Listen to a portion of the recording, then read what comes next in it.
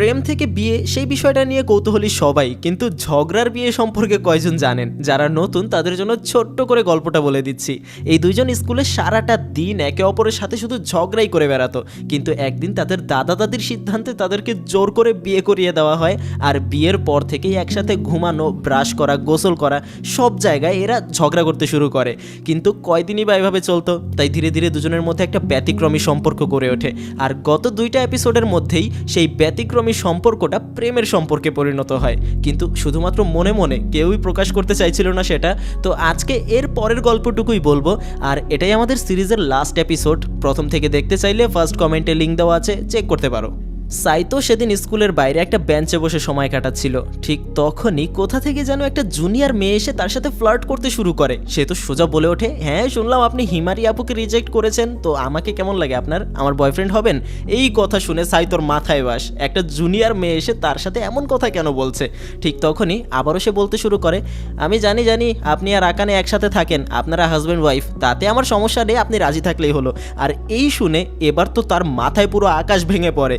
এই কথা সে কিভাবে জানলো? ক্লাসের কেউ এই কথা জানে না। আর কথায় কথায় মেয়েটা সাইতোকে ধরে কিস করার চিন্তা ভাবনা করে, কিন্তু ঠিক তখনই সেখানে সিজে এসে তাকে একটা লাথি মেরে উড়িয়ে দেয়। কিন্তু লাথি খাওয়ার পরেও মেয়েটা সিজের সাথেও ডলাডলি শুরু করতে থাকে। তার নাম নাকি মাহো, আর সে জানায় সে স্কুলে নতুন ভর্তি হয়েছে, সাইতোর ব্যাপারে নাকি সে সব কিছুই জানে। এই বলে আজকের মতো সে চলে যায়। আর আজকে আসলে আকানে স্কুলে আসেনি, সে তার দাদির সাথে দেখা করতে গিয়েছে। আর তখনই সেখানে মাহো চলে আসে, সে সাইতোকে খুঁজছে সাইতোর ক্লাসে। এই শুনে ক্লাসের বাকি পোলাপানেরা সাইতোর ওপর খেপে যায়, কারণ একে তো ক্লাসের সব থেকে সুন্দরী মেয়ে হিমারি সাইতোর পেছনে পেছনে ঘুরে, এমনকি জুনিয়র পোলাপানেরাও সাইতোকেই খুঁজে বেড়ায়। এরপর থেকে মেয়েটা সাইতোর একদম মাথা খেতে শুরু করে। সাইতো তাকে নিয়ে বেশ বিরক্ত, কারণ সে একেবারে তার পিছনে আঠার মতো পড়ে আছে। মেয়েটার পরিচয় সামনে জানতে পারবে, দেখতে থাকো। এখন সাইতোও তাকে রাগ দেখিয়ে কিছু বলতে পারে না, কারণ মাহো তারা আকানের সম্পর্কে সব কিছু জানে। যদি ক্লাসে এগুলো ছড়িয়ে দেয় তাহলে তারা পড়ে যাবে মহাবিপদে। তাই সাইতোকে তার কথা মতোই সব কিছু করতে হচ্ছে। আবার বার্গার খাওয়া শেষে সাইতোর আঙুলে সস লেগেছিল, তাই মাহো তার আঙুল মুখে নিয়ে সাথে সাথে একটা সেলফি তুলে নেয়। এবার সে তো পড়ে যায় আরও এক ঝামেলায়। যদি আকানে ভুল করে এই ছবিটা দেখে ফেলে তাহলে তার খেল খতম। কিন্তু একটু দৌড়াদৌড়ি করতেই মাহো একদম অসুস্থ হয়ে পড়ে, আর এই সুযোগে সাইতো তাকে দিয়ে সেই ছবিটা ডিলিট করিয়ে নেয়। তারপরে স্কুল শেষে দুজন একসাথেই হেঁটে যাচ্ছিল। সাইতো তাকে তার বাসায় চলে যেতে বলে, কিন্তু সে তো সাইতোর সাথে তার বাসায় যাবে এই বলে জিদ ধরে বসে থাকে। আর সাইতো তাকে নিষেধ করে দিলে মাহো আবারও তাকে ব্ল্যাকমেল করতে শুরু করে। তাই অবশেষে সাইতো তাকে নিয়ে তার বাসায় যায়, আর জানতে পারে এ আসলে অন্য কেউ নয়, আকানের ছোট বোন। সাইতো তো শখ খেয়ে বসে, সে জিজ্ঞাসা করে, তুমি তো বলেছিলে তোমার বোন আর বেঁচে নেই, কিন্তু আকানে একদম অস্বীকার করে। সে তো বলেছিল তার সাথে আমাদের আর দেখা হবে না, এমন টাইপের কথা, কারণ মাহো গত কয়েক বছর ধরে বিশ্ব ভ্রমণ করে বেড়াচ্ছে। আর এই কথা শুনে সাইতো এবার বুঝতে পারে সেদিন সে মারা যাওয়ার কথা বলেনি। আর এদিকে দুই বোন এত বছর পর একসাথে হয়ে খুবই ইমোশনাল হয়ে পড়ে, কিন্তু মাহো একদম দুষ্টু প্রকৃতির মেয়ে, সে ওখানে এমন একটা কাজ করে যা আমি এক্সপ্লেন করতে পারছি না। যাই হোক, পরে মাহো সোজা তাদের বেডরুম চেক করতে যায়। আর মাহো যখন জানতে পারে যে দুজনে একই বেডরুমে একই বিছানায় ঘুমায়, তখন তো বাচ্চাদের মতো কান্নাকাটি করতে শুরু করে দেয়, তার বোন এমনটা কেন করলো। কিন্তু আকানে তাকে পরিষ্কার জানিয়ে দেয় আজ পর্যন্ত নাকি সাইতো তার অনুমতি ছাড়া হাতটা পর্যন্ত ধরেনি। আর এখান থেকেই মাহোর সাথেই সাইতোর কাহিনী শুরু। তারপর আকানে রান্না করার জন্য যখন ফ্রিজ খুলে দেখতে পায় ভেতরে সিজে বসে বসে তাদের উপর গোয়েন্দাগিরি করছিল। আর বাইরে এসে মাহোকে যখন সে সাইতোর সাথে দেখে তখন তার মাথা গরম হতে থাকে। যাই হোক, তারপর সাইতো সিজেকে নিয়ে ব্যস্ত হয়ে পড়ে, আর আকানে তার বোনকে নিয়ে তার স্টাডি রুমে কথা বলছিল। সেখানে মাহো আকানেকে হঠাৎ এক অদ্ভুত কথা বলে ওঠে। সে বলে, সাইতোর সাথে তো তার জোর করে বিয়ে হয়েছে তাই না, আবার কোনো কিছুতেই নাকি দুজনের বনে না, তো তারা ডিভোর্স নিয়ে নিচ্ছে না কেন? যা শুনে আকানে আসলে কি বলবে কিচ্ছু বুঝতে পারছে না। এটা ঠিক যে শুরুতে তাদের একদম কামড়াকামড়ি সম্পর্ক ছিল, কিন্তু এখন দুজনেই একে অপরের অভ্যাসে পরিণত হয়েছে, যেটা তারা নিজেরাও প্রকাশ করে না, কাউকে জানতেও দেয় না। ঠিক তখনই মাহো আকানেকে সেই ছবিটা দেখায় যেটা বার্গার খাওয়ার সময় তুলেছিল সে। আর তা দেখে আকানে ভেতরে ভেতরে খুবই রাগ হয়। সাইতো তার সাদাসিধে বোনের সাথে উল্টাপাল্টা কিছু করার চিন্তায় আছে নাকি, তার সুযোগ নিচ্ছে নাকি, কিন্তু সে তো জানে না এখানে সাইতো নয় বরং তার ছোট বোনটাই তার পেছনে লেগে আছে। সাইতো যখন একদম রিল্যাক্সে শাওয়ার নিচ্ছিল তখন সেখানে মাহো একদম এম্বারেসিং একটা সিচুয়েশন তৈরি করে। সাইতো তাকে বারবার বেরিয়ে যেতে বলে, কিন্তু সে তো তাকে ব্ল্যাকমেল করে যেন চুপচাপ থাকে, না হলে আকানে তাদের দুজনকে এভাবে দেখতে পেলে ঝামেলা হয়ে যাবে। সেখানে সে সাইতোকে বিয়ের বিয়ের অফার করে। কেমন হবে যদি আকানেকে ডিভোর্স দিয়ে সাইতো তাকে বিয়ে করে নেয়, সে তাকে ওই সমস্ত কিছু দেবে যা আকানে তাকে দেয় না। আর আজকে এমন কথা শুনে সাইতোরও কেমন যেন অন্যরকম ফিল হচ্ছিল। যাই হোক, সেদিন রাতে আকানে তার ছোট বোনের ব্যাপারে সাইতোর সাথে কিছু বিষয় শেয়ার করে আর একসময় জিজ্ঞাসা করে বসে, আচ্ছা যদি কখনো আমাদের আলাদা হতে হয় তাহলে কেমন হবে? যা শুনে সাইতো কিছুটা চমকে ওঠে। আসলে সেও বুঝতে পারছে না যে তার মন আসলে কি চায়। তারপরের সময়গুলোতে তারা সবাই মিলে একটা অ্যামিউজমেন্ট পার্কে ঘুরতে যায়। সেখানে প্রত্যেকটা রাইড মাহো খুবই মজা করে এনজয় করছিল, কিন্তু আকানের এইসব কিছুতে শুধু ভয় লাগছে। তবে এর মাঝখানেই দুজনের কিছুটা ঘনিষ্ঠ মুহূর্ত তৈরি হয়, কিন্তু আবারও একটা ভূতের বাড়িতে ঢুকে আকানে কান্নাকাটি শুরু করে দেয়। আর ভেতরে সাইতো মাহোর সাথে এখানকার ভূতগুলোকে বেশ এনজয় করছিল। তবে হঠাৎ আবার মাহো অসুস্থ হয়ে পড়ে আর কিছুক্ষণ রেস্ট করার পর সে আবারও ঠিক হয়ে যায়। এইভাবেই তাদের আজকে সারাদিন কেটে যায়। রাতে ফ্রেশ হয়ে সাইতো ঘুমিয়ে পড়ার প্রস্তুতি নেয়, কিন্তু সে দেখে তার পাশে শুয়ে থাকা এটা আকানে নয় বরং মাহো। তবে হঠাৎ আজকে তাকে এত কাছে থেকে দেখে সাইতোর কিছু একটা মনে পড়ে যায়। এটা তখনকার কথা যখন সাইতোর প্রাইমারিতে পড়তো। মাহোকে সে জিজ্ঞাসা করে, তুমি কি কখনো আমার দাদার অ্যারেঞ্জ করা পার্টিতে এসেছিলে? তবে মাহো কিছু বুঝতে পারছে না। আসলে এটা অনেক আগের কথা, যখন সাইতো তার দাদার এক পার্টিতে একটা মেয়েকে দেখেছিল আর সেখানেই এক দেখাতে তাকে সাইতোর মনে ধরে গিয়েছিল, কিন্তু আজ পর্যন্ত মেয়েটাকে সে খুঁজে পায়নি। মাহো জানায় সেই মেয়েটা তো আমিই ছিলাম। আসলে মাহো অত কিছু জানে না, কিন্তু সে ওই মেয়ে বলে নিজেকে স্বীকার করে সাইতোর সাথে ঘনিষ্ঠ হতে চায়। আর সেই সময়ের কথা মনে করে সাইতো কেমন যেন আনমনা হয়ে পড়ে। তবে এক সময় সাইতো তাতে অস্বীকৃতি জানালে মাহো জোর করে তার আরও কাছে আসতে চেষ্টা করে। ঠিক তখনই সেখানে আকানে দরজা খুলে দেখতে পায় এরা দুজনে এই অবস্থায় বিছানার ওপর, যার কারণে সেখানে আকানে অনেক বেশি কষ্ট পেয়ে বসে। অন্তত সে তার ছোট বোনের থেকে এমনটা আশা করেনি। আর সাইতো কেন এমন একটা পরিস্থিতি হওয়ার সুযোগ দিল? এরপর আকানে দুজনকেই ঘর থেকে বের করে দেয়। পরে আজকের রাতটা থাকার জন্য সাইতো একটা হোটেল রুম বুক করে আর সেখানে মাহো কান্না করতে করতে তাকে বলে আজ পর্যন্ত কখনোই তার বোন তাকে এভাবে কথা বলেনি। আসলে মাহো আকানেকে কষ্ট দিতে চায়নি, কিন্তু সেটা সে করে ফেলেছে। এখন আর তার সহ্য হচ্ছে না। আর পরদিন সকাল হলে মাহো খুবই অসুস্থ হয়ে পড়ে। আসলে এটাই হলো তার ছোটবেলাকার সেই রোগ, যার কারণে সে তার ছোটবেলার পুরো সময়টা বেডের মধ্যে শুয়ে শুয়ে কাটিয়েছে। সাইতো তাকে তাড়াতাড়ি হসপিটালে ভর্তি করায় আর তাড়াতাড়ি আকানেকে খবর দেওয়ার কথা বলে, কিন্তু মাহো সেটা চায় না। তার অসুস্থতায় আকানে তার অনেক সময় নষ্ট করেছে, তাই সে গত কয়েক বছর ধরে সুস্থ থাকার নাটক করে এসেছে। এখন সে তাকে সত্য জানাতে চায় না। আর সেদিন মাহো সকল কিছুর জন্য সাইতোর কাছে ক্ষমা চায়। পরবর্তীতে স্কুলে গেলে আকানে তার কাছে মাহোর ব্যাপারে জিজ্ঞাসা করে, কিন্তু সাইতো কথা মতো তাকে কিচ্ছু জানায় না, বলে সে আপাতত পাশের শহরে ঘুরতে গিয়েছে। তারপর দিন সাইতো সেই হাসপাতালে মাহোকে দেখতে যায় আর আজকে মাহো তাকে সবকিছু খুলে বলে।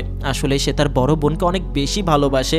মাহো সবসময় চেয়েছে তার বোন সবসময় হাসি খুশি থাকুক, কিন্তু যখন জানতে পেরেছিল তার দাদি নাকি তার সাথে এমন একটা ছেলের বিয়ে দিয়েছে যে ছেলেকে সে ঘৃণা করে, যার সাথে তার সব সময় ঝগড়া লেগে থাকতো, তখন মাহো সহ্য করতে পারেনি। তাই এদের দুজনকে আলাদা করার জন্য এতদিন সাইতোর ঘনিষ্ঠ হওয়ার অভিনয় করে এসেছে। কিন্তু তার সাথে থাকতে থাকতে সে বুঝতে পারলো যে সাইতো আসলে তেমন ছেলে নয়। আর তাদের মধ্যকার ঝগড়া কোনো একটা সময় থাকলেও এখন সেই ঝগড়া বন্ধুত্বে পরিণত হয়েছে, সেটা মাহো খুব ভালোভাবেই বুঝতে পেরেছে। সাইতো বলে, হ্যাঁ কোনো এক সময় তার সাথে আমার শত্রুর মতো সম্পর্ক ছিল, কিন্তু এখন জানি না আমি তার কি হই বা তাকে আমার কেমনভাবে ট্রিট করা উচিত। আমি শুধু চাই আকানে সবসময় ভালো থাকুক। আর তখন সাইতো দরজা খুলে দেখতে পায় এতক্ষণ আকানে এগুলো দরজার উপাস থেকে শুনছিল। আজকের এই ঘটনায় আকানে অবাক হয়ে যায় যে সাইতো তাকে নিয়ে এত চিন্তা করে আর আজ পর্যন্ত সে নাকি সেটা বুঝতেও পারেনি। তবে আজকের এই ঘটনায় মাহো ফাইনালি আকানের কাছে সব সত্য স্বীকার করে। এই সব কিছু ছিল অভিনয়।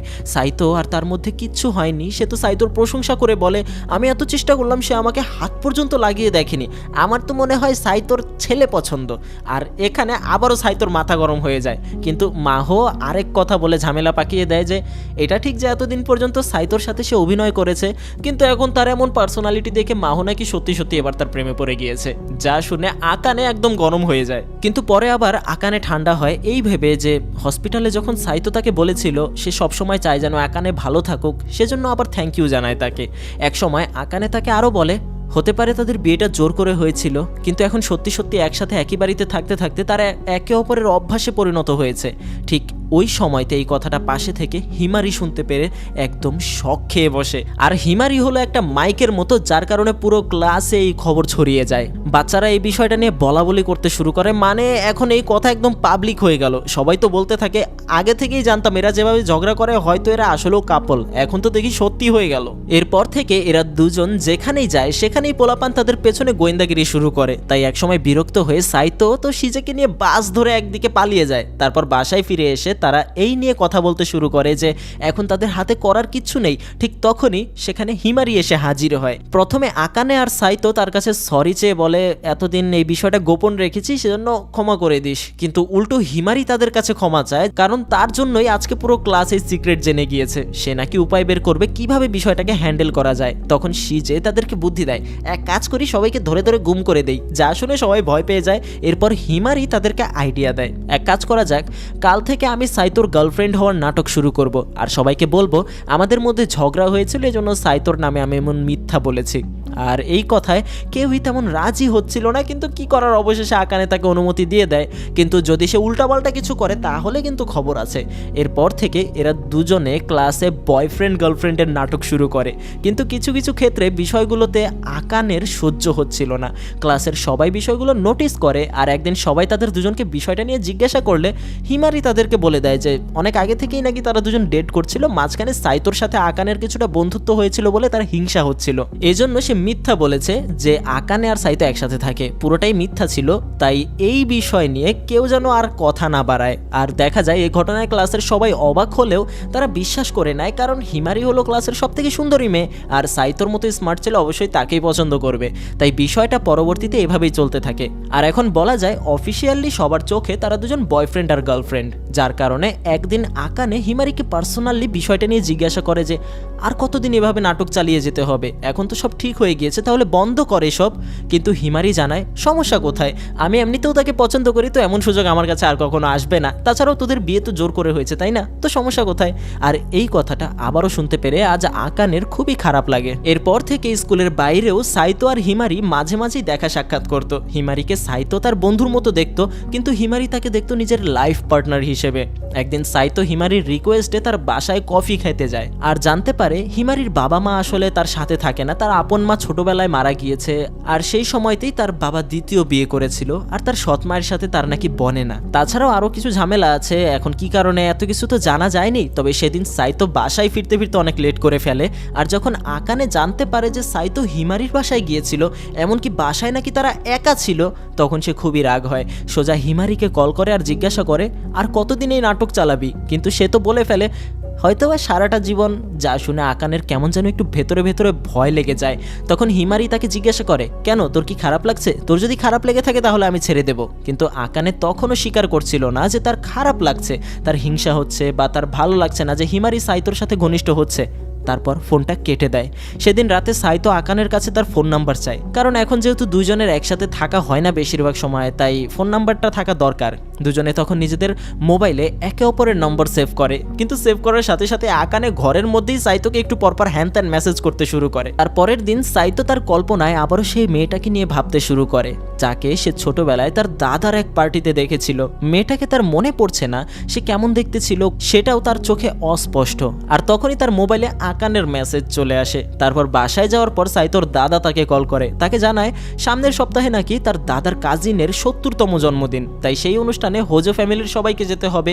তাই সাইতো সেদিন আকানেকে তার সাথে ওই পার্টিতে যাওয়ার জন্য ইনভাইট করে। সাইতো তার পুরো পরিবারের সঙ্গে তার পরিচয় করিয়ে দেবে, কিন্তু আকানে বলতে শুরু করে তুমি এমনভাবে বলছো যেন আমি তোমার গার্লফ্রেন্ড হই। তখন সাইতো জানা আরে বোকা, আমাদের বিয়ে হয়ে গিয়েছে, কতবার বলবো। কিন্তু তবুও আকানে যেতে রাজি হয় না। তার সেই দিনের কথা মনে পড়ে যায় যেদিন শিজের মা তাকে 2টা খোঁটা দিয়ে কথা বলেছিল, তাই সে সাহস পাচ্ছে না যাওয়ার। যাই হোক, পরবর্তীতে সাইতো একাই শিজেদের সাথে সেই পার্টির উদ্দেশ্যে রওনা হয়। সেখানে সাইতো তার দাদার কাজিনের সাথে দেখা করে, তাকে জন্মদিনের উইশ করে। সেখানে তিনি সাইতোকে তার বিয়ের কংগ্রেচুলেশনস জানায়, জিজ্ঞাসা করে তোমার ওয়াইফ কোথায়। সাইতো জানায় তার নাকি এরকম গ্র্যান্ড অনুষ্ঠানে আনকমফোর্টেবল লাগবে, তাই বাসায় থেকে গিয়েছে।